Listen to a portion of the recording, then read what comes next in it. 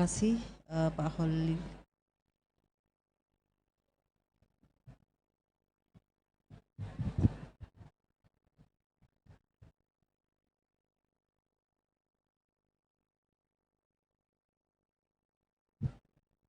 Bismillahirrahmanirrahim. Alhamdulillahilladzi ja'alal ilma sababan li sihhatil imani wal islam wa faddalana ala katsirin mimman khalaqahum bil ilmi wal irfan. Asyhadu an la ilaha illallah wa asyhadu anna Muhammadan abduhu wa rasuluh. Allahumma shalli ala sayyidina Muhammad wa ala ali sayyidina Muhammad, amma ba'd. Ini karena tadi Pak Bupati berpantun, saya juga sengaja menyiapkan pantun. Pak Rasid tadi juga berpantun.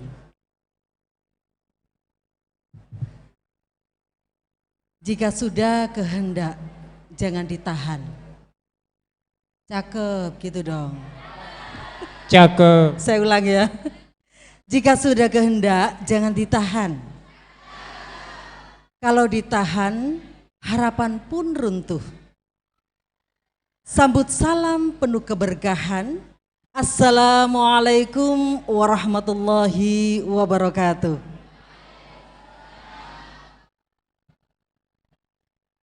Yang terhormat Bapak Risman Irianto dari Dinas Pendidikan dan Kebudayaan Kabupaten Bangkalan. Yang kami hormati Bapak Ketua DPW Akpai, Bapak Kiai Ghazali. Bapak Rashid selaku Ketua DPD Akpai Kabupaten Bangkalan beserta jajarannya dan panitia yang luar biasa, seragamnya pun juga cakep gitu nggih. Luar biasa ya, saya terkagum-kagum dengan terutama dengan ini ya, grup paduan suaranya. Tepuk tangan untuk grup paduan suara. Dan ternyata GPAI di Kabupaten Bangkalan ini pada pinter nyanyi semua ya. Tepuk tangan untuk seluruh GPAI Kabupaten Bangkalan. Oke. Ambil bambu lalu dibelah. Dibelahnya pakai pisau belati. Jadikan lelah menjadi lillah. Semoga Akpai selalu di hati. Tepuk tangan untuk Akpai. Salam Akpai.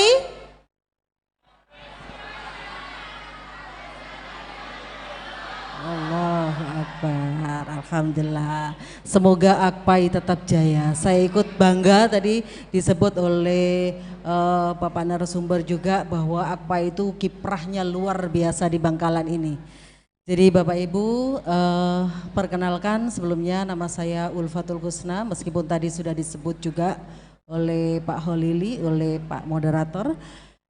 Saya adalah guru pendidikan agama Islam dari SMA Negeri 1 Krembong Sidoarjo. Oke, jadi saya adalah guru PAI juga dari SMA Negeri 1 Krembong Sidoarjo. Sebenarnya apa yang diamanatkan ke saya oleh Pak Rasid terutama sebenarnya selesai oleh GPAI Bangkalan ini ya. Ya saja mungkin ini supaya kita juga bersilaturahim dan sekalian Bapak Ibu saya juga ingin belajar banyak ya tentang bagaimana mengembangkan Akpai ya seperti yang dilakukan oleh teman-teman di Bangkalan ini yang dikomandani oleh Pak Rasid ya. Kami dengan Pak Rasid itu sama-sama di pengajar praktek ya Bapak Ibu ya. Jadi alhamdulillah kami kemarin baru saja menyelesaikan tugas sebagai pengajar praktek di Guru Penggerak Angkatan 4, program Guru Penggerak Angkatan 4 yang baru saja selesai dan insya Allah pengumuman kelulusannya nanti tanggal 28, besok ya berarti tanggal 28. Itu yang dapat sertifikat adalah guru penggeraknya, sedangkan pengajar prakteknya cukup ikut senang gitu ya, cukup bertepuk tangan senang melihat teman-teman guru penggerak itu sukses semuanya bisa menjalani kegiatan yang luar biasa di angkatan 4 itu sampai 14 bulan Bapak Ibu. Nggih, jadi sampai 14 bulan kemarin teman-teman di angkatan 4 itu. Ada yang di sini ikut PGP angkatan 4? Yang mana boleh angkat tangan? Oh, tidak ada, Pak Rasid? Oh iya. Ini tadi saya share link Padlet, Bapak Ibu sudah diisi? Belum ya? Baru satu yang mengisi di sini Bapak Anwan Nuris dari DPC 10. Yang lain boleh dong isi ya, biar saya tahu seperti apa sih Bapak Ibu pengalamannya dalam mengimplementasikan kurikulum Merdeka. Sudah ya Pak Holili ya? Sudah. Dan apa kendala-kendala yang ditemui sebagai guru pendidikan agama Islam? Tentu tadi juga sudah dijelaskan banyak oleh Pak Rasiman, Bapak Ibu. Ini saya kebetulan juga saya meskipun sebagai guru pendidikan agama Islam juga ditunjuk sebagai ko-kaptennya Belajar ID. Kalau di Bangkalan ini ada Pak Ilham ya Pak ya, ada Pak Ilham Saputra dari SMP 2 Bangkalan. Nah ini adalah rekan saya, jadi setiap kabupaten kota itu ada ko-kapten Belajar ID. Apa tugasnya ko-kapten itu? Ya untuk mendampingi teman-teman guru yang mengalami kendala-kendala di dalam aktivasi akun belajar.id yang saat ini merambah ke PMM. Jadi kemarin kami mendapatkan tugas juga Bapak dari Balai Besar Guru Penggerak untuk mendampingi sekolah-sekolah yang tingkat aktivasi PMM-nya itu masih rendah atau masih berwarna merah. Nah itu kemarin seperti itu Bapak Ibu ya. Jadi monggo tadi seperti yang dihimbau oleh Bapak bahwa ayo kita sebagai guru PAI pun jangan mau ketinggalan, okay? Karena salamnya tadi apa? Profesional. Untuk menjadi profesional itu tentu tidak ringan ya Bapak Ibu ya. Harus penuh semangat gitu ya, karena sesuatu yang berat dan harus kita lakukan seperti itu. Oke, Pak Holili mungkin bisa lanjut saja ke slide berikutnya. Ini mungkin tidak banyak Bapak Ibu yang bisa kita diskusikan karena waktunya juga terbatas. Nanti dilanjut daring ya Pak Holili ya, nanti akan ada penugasan dari panitia terkait dengan materi ini. Bapak Ibu, ini mungkin kebalik slide-nya. Oh sudah ada lagi sebenarnya.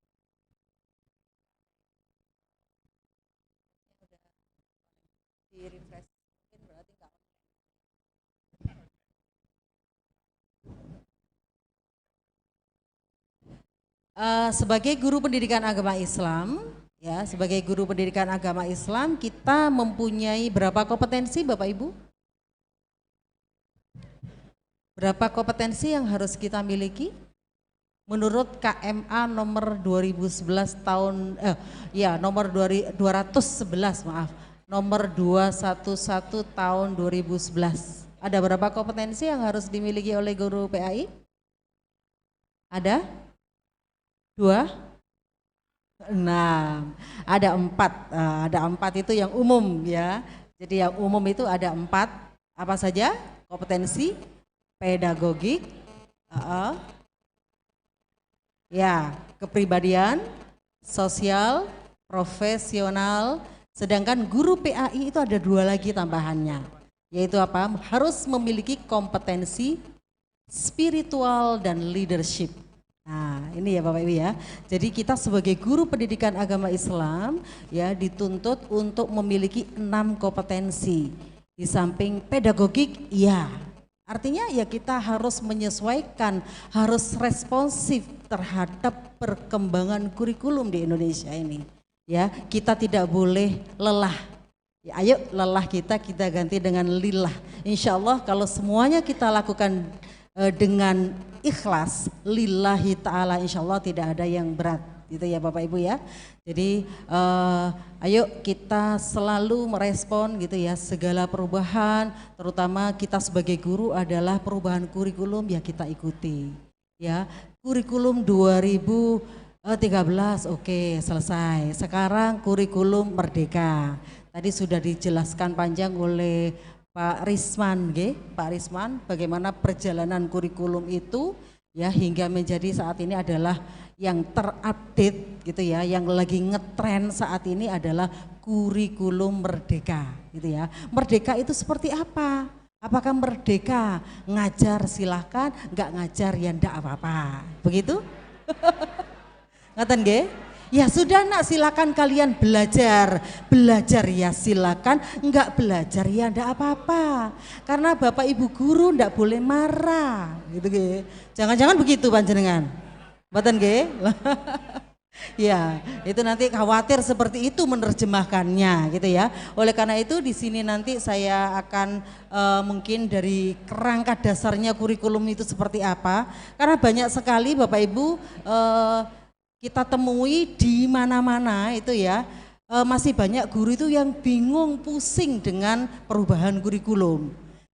Baru saja kita itu paham ya tentang kurikulum 13 diganti lagi. Oh ada kurikulum seri pandemi prototipe ya dan seterusnya. Sekarang kurikulum Merdeka lah itu pusing gitu ya, bagaimana harus yang kemarin itu keluhan dari Bapak Ibu guru ya biasanya gitu, kemarin katanya bikin RPP itu cuma 1 lembar Bu, kenapa sekarang diminta untuk bikin modul ajar yang bikin mumet ya, harus panjang berlembar-lembar tebel lagi lah. Itu seperti apa sih sebenarnya itu nggih. Jadi ini kompetensi pedagogik itu yang harus kita punya ya Bapak Ibu ya. Kemudian kepribadian tentunya saya yakin kalau ini guru PAI itu udah aman gitu ya, semuanya insya Allah tidak diragukan lagi. Demikian juga kompetensi sosial ya, saya rasa untuk kompetensi ini pun itu semua GPAI itu luar biasa ya, mempunyai peran yang luar biasa dimanapun beliau berada ya. Wayai kegiatan apapun yang baca doa siapa? GPAI. Tapi bukan berarti GPAI itu tugasnya hanya baca doa. Ketika diajak untuk bertransformasi ke digital itu pusing. Yo wes lah angel-angel. Maaf ya nggak ngerti ya bahasa Jawa. Ya udah ngapain? Kenapa susah-susah? Gitu ya. Yang penting saya sebagai guru PA itu bisa doa, bisa baca dalil, bisa ceramah, sudah titik, bukan seperti itu ya, tidak hanya sekedar itu, gitu nggih. Jadi kita juga harus mempunyai kompetensi profesional, ya harus profesional Bapak Ibu ya.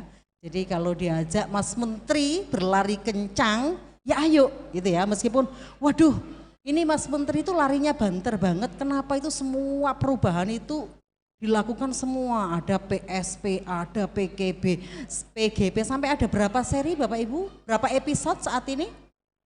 Ada 20? Iya, 22 episode. Panjenengan sampun khatam? Belum, tereng. Sudah khatam Bapak Ibu? Belum. Ada 22 episode loh.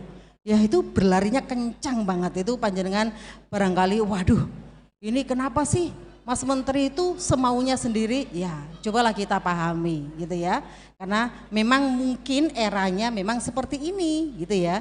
Kalau panjenengan itu masih menerapkan pola lama ya, mengajar dengan model lama, dengan jadul gitu ya, ya murid-murid disuruh duduk diam, kemudian mendengarkan ceramah panjenengan, dibacakan dalil, kemudian disuruh hafalan. Nah itu nanti khawatir tidak connect gitu ya. Padahal kita sendiri, sahabat Ali sendiri itu mengajarkan bahwa kita pun di dalam mendidik itu juga harus disesuaikan dengan zamannya.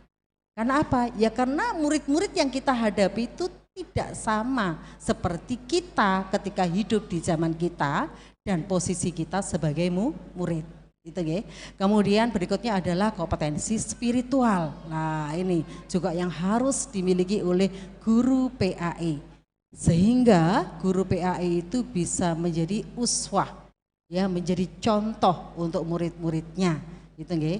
Jadi karena apa? Dakwah itu ya mungkin yang lebih tepat pertama itu yang apa Bu? Dakwah bil hal, gitu kan ya. Jadi kalau kita mengajarkan ke anak-anak, kita ngomong A, tetapi nyun sewu, perilaku kita itu B. Yang ditiru yang mana? B. Karena anak-anak itu mencontoh apa yang mereka lihat. Bukan mendengarkan, menjalankan, melaksanakan apa yang kita perintahkan. Lah kalau ibu sendiri begitu, lah ibu aja kemarin begini, lah bapak aja kemarin seperti ini, ya saya niru bapak, lah ngapunten. Jadi seperti itu ya bapak ibu ya, jadi kompetensi leadership itu pun juga kita harus memiliki, itu ya bapak ibu ya. Kemudian berikutnya adalah Nyon Sewu Pak Holili, berikutnya slide selanjutnya sudah ya. Bagaimana kita mengimplementasikan kurikulum Merdeka sebagai guru PAI? Tadi sudah disampaikan oleh Pak Risman bahwa kita itu Kemendikbudristek itu sudah menyediakan platform Merdeka Mengajar. Jadi kalau kita bingung ya tentang bagaimana mengimplementasikannya, sudah ada platform Merdeka Mengajar. Kemudian yang berikutnya, alternatif jalan berikutnya selain PMM juga ada learning community. Di antaranya adalah ada MGMP, KKG, juga ada AKPAI ini ya.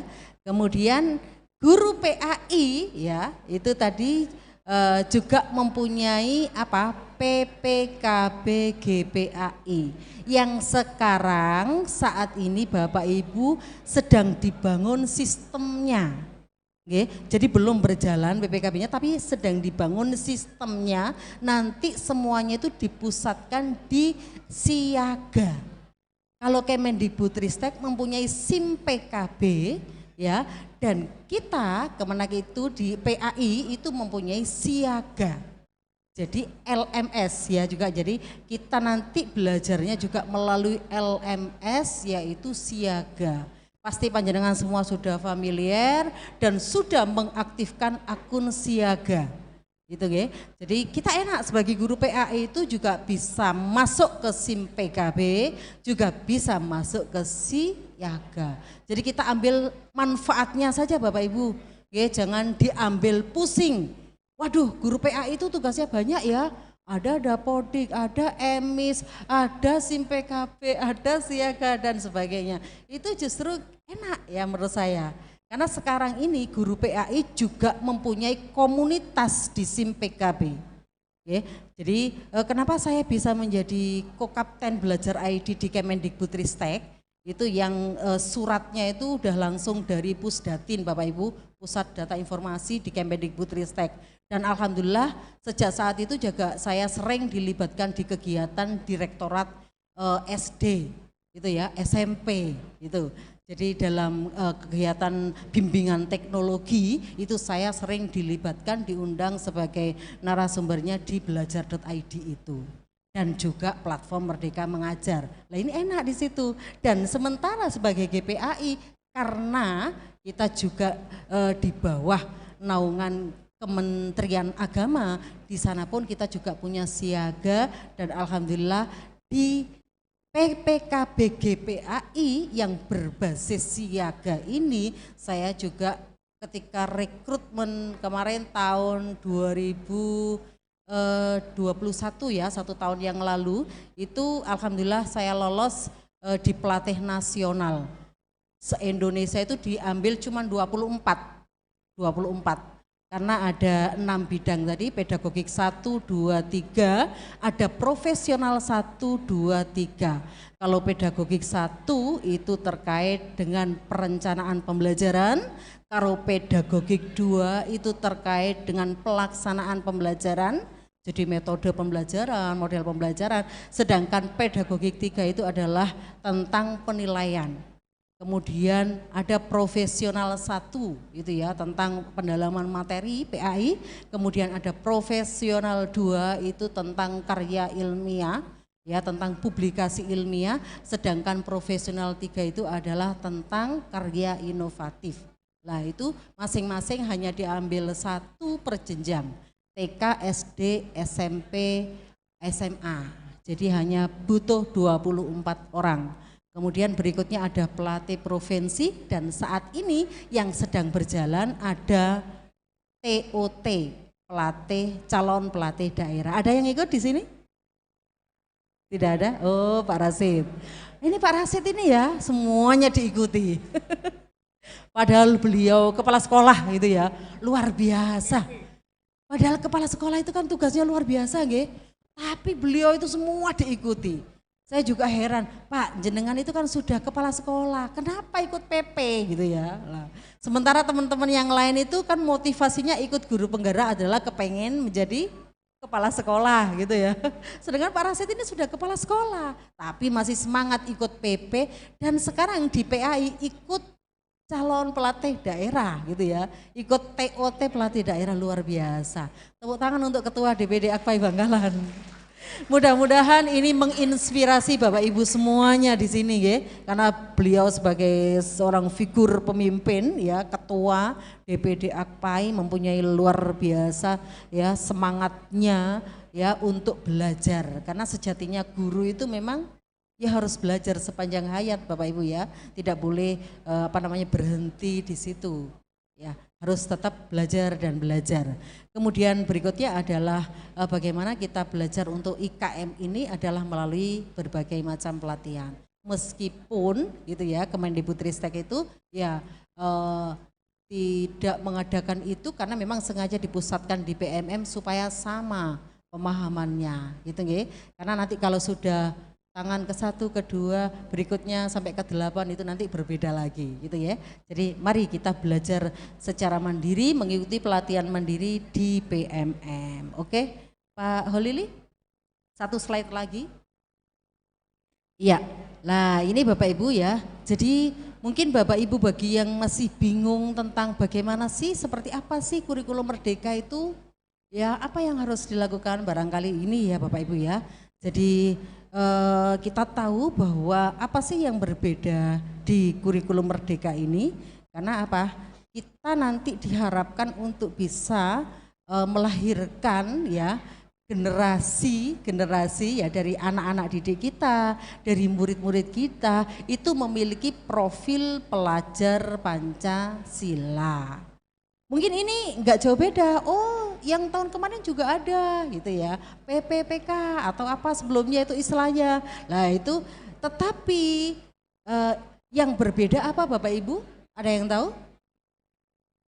Ya, kalau sebelumnya itu diintegrasikan di dalam RPP gitu ya, terintegrasi di intrakurikuler atau di pembelajaran. Kalau saat ini itu sudah dilaksanakan secara mandiri, terpisah gitu ya. Jadi diberikan alokasi waktu khusus untuk intrakurikuler. Apa itu intrakurikuler? Yaitu ya di sini ada intrakurikuler, ada proyek penguatan profil pelajar Pancasila. Jadi profil pelajar Pancasila dengan 6 dimensi itu dilakukan melalui 4 pendekatan. Yang pertama adalah pendekatan intrakurikuler, kemudian pendekatan budaya sekolah, pendekatan proyek penguatan profil pelajar Pancasila, dan ekstrakurikuler. Dari 4 ini mungkin yang masih sama itu adalah di budaya sekolah dan ekstrakurikuler. Itu tidak berbeda dengan kurikulum sebelumnya. Tetapi yang untuk intrakurikuler ini yang barangkali ada perbedaan. Okay? Jadi yang mengikuti guru penggerak yang sudah PSW itu pasti udah tahu gitu ya bedanya seperti apa. Kemudian di proyek penguatan profil pelajar Pancasila yang proporsinya 2 hal tersebut, 2 pendekatan itu adalah 70-30%. Yang P5 itu 20-30%, sedangkan intra itu 70-80%. 80%, seperti itu. Jadi itu diberi alokasi khusus untuk P5. Rapornya pun juga demikian. Nanti ada sendiri rapor P5. Gitu ya. Jadi ada rapor yang intrakurikuler, nanti ada laporannya sendiri. Kemudian nanti P5 itu juga ada rapornya sendiri yang dikeluarkan 1 tahun sekali. Gitu ya. Dengan kalau SMA itu ada 7 tema. Lah, jadi Bapak Ibu pun juga nggak usah khawatir. Semua ini itu bagaimana sih? Intrakurikulernya itu seperti apa? Kalau masih bingung, cek PMM ya, dengan akun belajar.id. Gitu ya. Kalau yang Kemenak yaitu tadi dengan akun kementerian.go.id, atau sebelumnya itu ada akun madrasahhebat.go.id untuk yang madrasah. Nah itu hanya bisa login dengan itu Bapak Ibu, karena platform Merdeka Mengajar itu sudah diberlakukan single sign on. Artinya hanya bisa diakses dengan menggunakan 3 macam akun tersebut. Itu ya. Jadi yang harus panjenengan lakukan adalah yang mengaktifasi dulu ya. Luar biasa, kami sebagai kokapten itu pekerjaannya Bapak tiap hari itu banyak yang nelpon terkait, Bu, akun belajar ID saya itu nggak bisa dipakai. Lah itu seperti itu. Ada juga yang kepala sekolah saat itu ya banyak, Bu ini gimana saya nggak bisa unduh rapor pendidikan karena nggak aktif akun belajar ID-nya, saya nggak bisa akses PMM karena nggak bisa akun belajar, dan seterusnya. Padahal Kemendikbudristek itu sudah meluncurkan akun belajar.id itu sejak tanggal 13 Desember tahun 2022. Diberi kesempatan saat itu untuk mengaktifasi sampai tanggal 31 Juni tahun 2021. Tetapi ternyata masih banyak yang belum mengaktifkan. Padahal itu diberikan gratis. Gratis Bapak Ibu. Kalau panjenengan dengan akun pribadi itu kapasitas drive itu hanya 13 GB. Sedangkan akun belajar itu unlimited. Ya tak terbatas. Lah Google Meet juga seperti itu. Panjenengan bisa melakukan Google Meet dengan berbagai fasilitas yang berbeda dengan akun belajar.id. Sekarang sudah merambah ke Canva Education. Itu ya Bapak Ibu, jadi panjenengan yang hobi mendesain itu bisa menggunakan Canva, gunakan login dengan akun belajar.id, nanti bisa banyak gratisan di sana. Nah, itu banyak sekali. Quizzes juga begitu, quizzes dengan belajar.id disebut quizzes for education. Dan banyak sekali Bapak Ibu ya, jadi nanti itu rencananya ke depan itu nanti memang Kemendikbudristek itu semuanya dipusatkan dengan satu akun untuk semua. Nah judulnya begitu, akun belajar.id itu bukan hanya sekedar akun ya, tetapi itu nanti akun itu diberlakukan untuk berbagai hal, untuk banyak hal, diberlakukan untuk sebagai kunci masuk ke berbagai platform ya yang terutama yang diluncurkan oleh Kementerian Pendidikan Riset dan Teknologi. Nah, jangan khawatir Bapak Ibu sebagai guru pendidikan agama Islam juga mempunyai akses ke sana. Itu ya Bapak Ibu, karena itu ayo kita maksimalkan fasilitas yang sudah diberikan oleh pemerintah. Ayo ya, kita semangat untuk mengaktifkan akun belajar.id dan menggunakannya sebagai kunci masuk ke berbagai platform. Utamanya saat ini yang sedang booming adalah platform Merdeka Mengajar. Karena untuk mengetahui bagaimana sih di intrakurikuler, lah apa bedanya? Kok terima kasih Pak sudah, berarti waktunya sudah habis ya Pak Lili? Waktunya sudah habis ya? Oh sudah, terima kasih. Oke. Nah, jadi bedanya apa di intrakurikuler kalau yang dulu Bapak Ibu berbasis apa? kompetensi dasar. Sekarang adalah capaian pembelajaran. Bedanya apa? Sebenarnya nggak banyak. Kalau capaian pembelajaran itu yang bentuknya narasi gitu ya Bapak Ibu ya. Nah itu kadang-kadang pusing. Ini kenapa jadi begini sih, cara mencari materinya itu materinya apa aja lah. Itu gampang Bapak Ibu, dari CP itu kemudian kita turunkan menjadi TP atau tujuan pembelajaran. Kemudian menjadi alur tujuan pembelajaran. Alur itu ya supaya kita tahu, oh ini loh. Karena ini sudah eranya Merdeka Mengajar, enggak apa-apa, enggak sama. Satu sekolah itu ini guru yang atau satu kabupaten ini ya, apalagi gitu itu enggak sama, enggak apa-apa ATP-nya. Monggo disesuaikan dengan kondisi murid-murid kita. Gitu ya. Oleh karena itu masing-masing guru juga harus menyusun ATP itu sendiri. Gitu ya. Diharapkan seperti itu. Kalau bingung di mana, cek di platform Merdeka Mengajar. Semuanya ada contohnya di sana. Berikut penjelasannya dan juga video-video praktik baik dari teman-teman yang sudah mengimplementasikan itu di video kemudian diunggah ke PMM. Itu nanti panjenengan bisa melihat, oh begini caranya. Nah itu insya Allah semuanya itu khatam di PMM, begitu ya Bapak Ibu ya. Baru kemudian kita turunkan lagi menjadi modul ajar. Modul ajar Bapak Ibu enggak perlu pusing, ada banyak panjang sekali, intinya tetap cuman 3 intinya. Apa Bapak Ibu? Tujuan pembelajaran, kegiatan pembelajaran dan penilaian. Lah, nanti Bapak Ibu penilaian itu juga sudah disediakan oleh Kemendikbudristek berupa e-rapor Merdeka. Nah, nanti untuk P5 juga ada e-rapor P5. Nah, itu sudah ada, tinggal klik-klik saja. Panjenengan enggak perlu buat repot-repot gitu ya. Sudah tersedia di sana, panjenengan tinggal masukkan tujuan pembelajaran, udah nanti tinggal klik yang mana yang aktif dan mana yang non aktif dari materi ini, yang mana yang apa namanya apa itu namanya apa jenenge esensial dan mana yang non esensial, itu tinggal klik saja.